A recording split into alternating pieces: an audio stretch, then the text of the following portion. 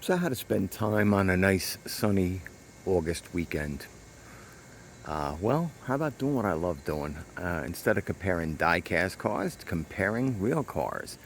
So as anybody who has seen my channel over the last few days, 72 hours, whatever, I got a new car. I've always talked that I love Ford, and I do love this one. So this is a 2018 Ford Escape SE with a 1.5 liter four-cylinder turbo with about 180 horsepower and about 180 pound-feet of torque. It's got intelligent all-wheel drive, it's got roll stability control, but it has none of the real nanny goodies, what they would call Copilot 360. Because at the time when I was looking for this car, those options were way too expensive. Would have been another $3,000. And this is already, honestly, this is the most expensive car I've ever bought, dollar amount wise. Meaning that, yeah, of course, what the dollar buys you has gone down over the years, obviously. So, but the SE, this doesn't have the kick hatch that some of the more expensive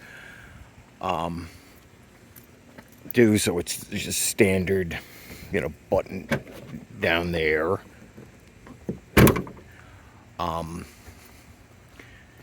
It didn't come with the tow hitch. I put that on myself, but so this doesn't have the pin connector for that. So this is not top of the line, but I'll tell you, for many of the Escapes of this era that I've seen around here, this is well optioned. So this is the second lowest trim level, just above the S. So at least has the Eco Boost. I had the stickers removed off the back. It's all murdered out from the factory. The only thing I did on this was just add the aero vents, deflectors, that's it. And my honey had this wash the other day when we got the new car. So this is an optional sport appearance package, tech package, and the panoramic roof. So that gives it partially leather interior. And, the usual tech, but the pano roof is, of course, I think it was $800, well worth it. Dual zone air conditioning, automatic transmission, cup holders. Now the sync in the center screen, no touch button start, but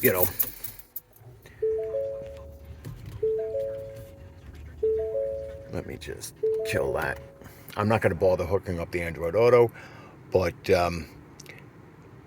over the years that I've had, this is 5 years old that I've had the Pixel phones and this. Whenever there was an issue with Android Auto not working on the sync system, it ended up being the cable, or once it was actually the Pixel phone. There was an update that had compatibility issues. But normally it's the USB-C cables. And you just replace them every year. Or even just always keep a spare. Other than that, these are great cars. So of course this is not the 2-liter, 250 horsepower. This is the 1.5 liter. The big advantages this has over the Trax is, number one, all-wheel drive. Number two, the feel of the leather here is a little better. The feel of this, it's really not that much different. This still has an old CD slot. The new cars don't even come with that. This is, of course, a wonderful car, and I'm not going to entice any prosecutor, but I've had this up to very high speeds, and it feels very capable. And I've had to get through bad weather, and as long as you have good tires on it, and you're not trying to go through unplowed areas, you'll do fine. That's the wonder of a Ford Escape. Why do you think the Ford Bronco Sport, why do you think Ford Escape has gone up market? Why do you think you can't get a Ford Maverick? Yeah, but that's because they can't keep up with production. Now this is somewhat downgraded from the Ford with, the leather feel, but not as much as you'd think. Where it really lacks is the all-wheel drive, the pano sunroof, but for this price, it's easy to give up. So the Ford, when I purchased it, even with any discounts, was $30,000 plus taxes. And of course, that replaced a Mercury Mariner, which is the old boxy style Escape, that was also $29,000. Not everybody wants to go up in price every time. And so I was willing to go, it's kind of odd. This is a lower entry level trim Escape, and this is near top of the line, or is actually top of the line Trax. And you're in the same price range almost. Everything, including this stupid $40 optional front license plate bracket, which is not optional in New York. Everything $28K. Zip, not a penny over.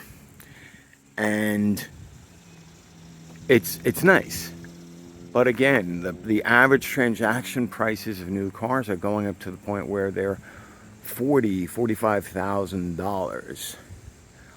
I'm not poor. I'm not cheap. I'm frugal. I'm careful. We all need to be. These are trying times. But you know what? I don't feel like I've settled for some dinky little piece of crap. I like this thing.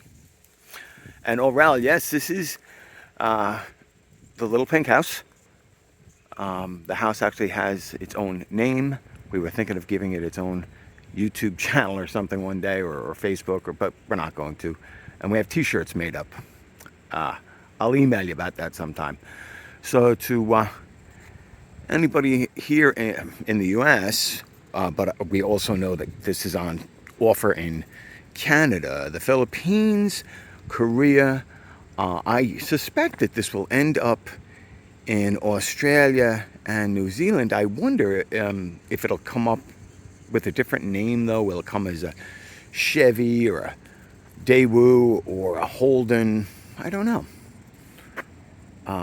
So just a quick comparison. You're not stepping down too much in this car. So again, I think this is the sweet spot for the market, you call it entry level, but it's not really entry level. If I wanted entry level, I could strip 5,000 off this and walk out with the LS or the LT, and for a rental fleet that's fine. But so you just don't feel like you're in a rental car, you can get the extra little trim. I tell you, these red accented seats and make a nice difference. All right, till the next update. Thanks. Bye.